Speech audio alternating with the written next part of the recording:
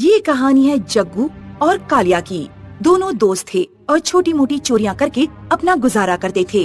चोरी करने के लिए वो रोज अलग अलग गांव में जाते, वहाँ के धनी व्यक्तियों पर नजर रखते और फिर एक रात उनके घर चोरी करके रफू चक्कर हो जाते। ऐसे ही चोरी के इरादे से वो दोनों एक गांव में आए। योजना के अनुसार उन्होंने गांव के धनी व्यक्तियों पर नजर रखना शुरू कर दिया।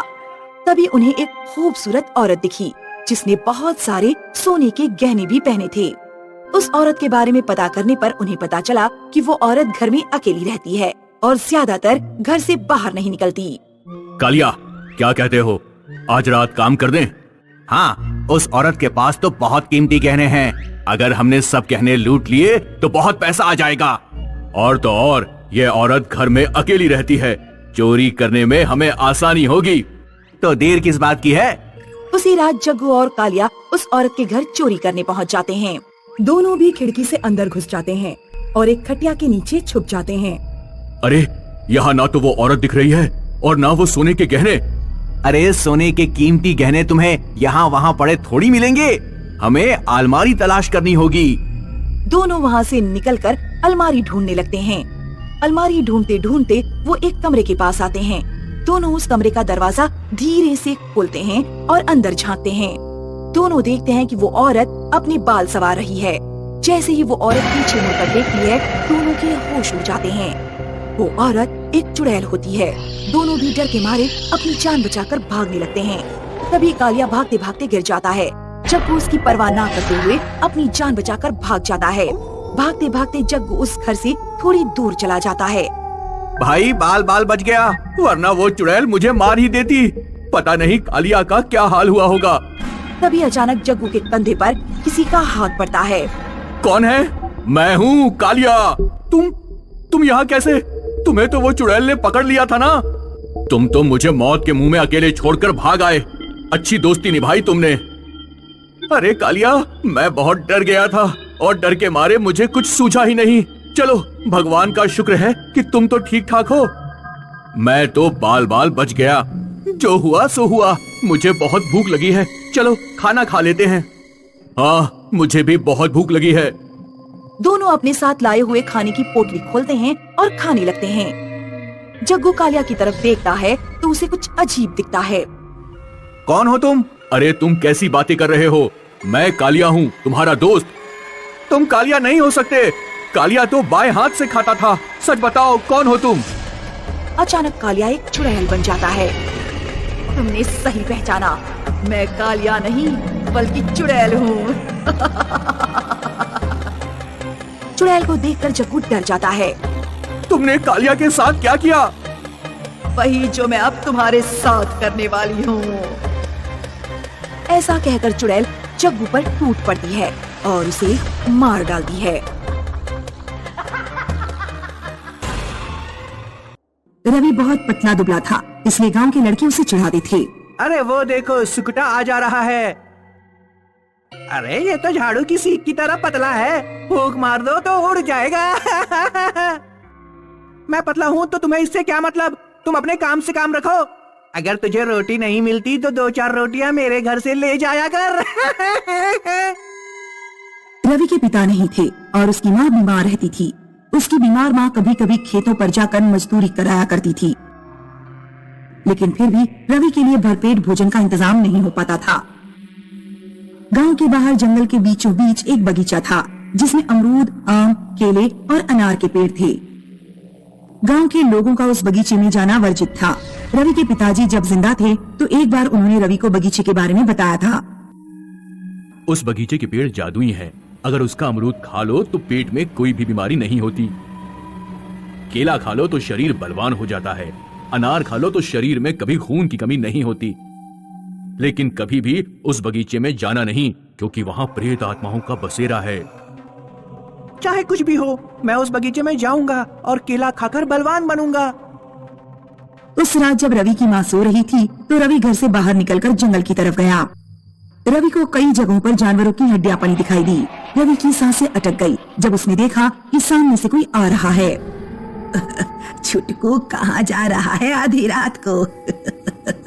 मरना है क्या तुझे? वो वो मैं बगीचे में जा रहा हूँ। तुम कौन हो? मैं बगीचे की माली हूँ।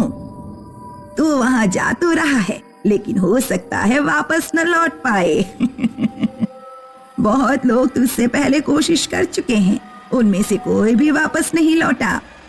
इतना कहकर बुढ़िया चली जाती है। रवि आगे बढ़ता गया और बगीचे तक पहुंच गया। वो रहा केले का पेड़। रवि ने बगीचे में घुसकर एक केला तोड़ लिया। उसकी नजर ऊपर केले के पेड़ पर गई। पेड़ के ऊपर एक चुड़ैल और भूत बैठे हुए थे। रवि ऐसा दौड़ा कि उसने पीछे मुड़कर ही नहीं देखा। वो सीधे अपने घर आकर रुका। रवि ने तुरंत ही जादुई पेड़ का केला खा लिया, लेकिन उसके शरीर में कोई परिवर्तन नहीं आया। ये क्या?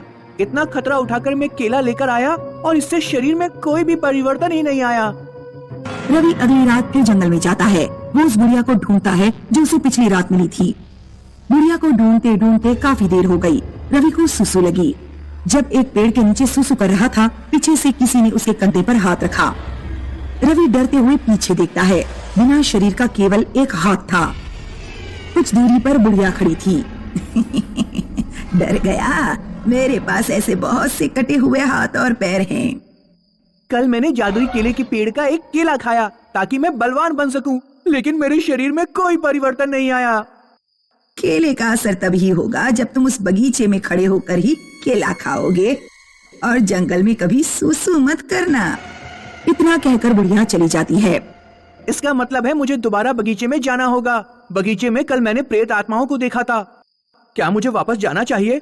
हाँ, मैं जाऊंगा, क्योंकि ताकतवर बनने का यही एकमात्र रास्ता है। रवि बगीचे में केले के पेड़ के पास पहुंचा।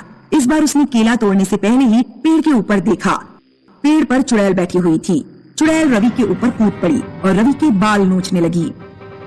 क्यों आता है यहाँ पर? हमारा केले का पेड़ बर्बाद करना चाहता है?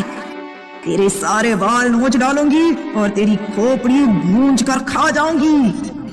रवि मिट्टी चुड़ैल की आंखों में झोंक देता है और भाग निकलता है, लेकिन तभी उसे भूत मिल जाता है। मेरी पत्नी की आंखों में धूल झोंक कर आया है, मैं तेरा खून पी जाऊंगा। रवि भागकर अमरूद के पेड़ के ऊपर जाता है।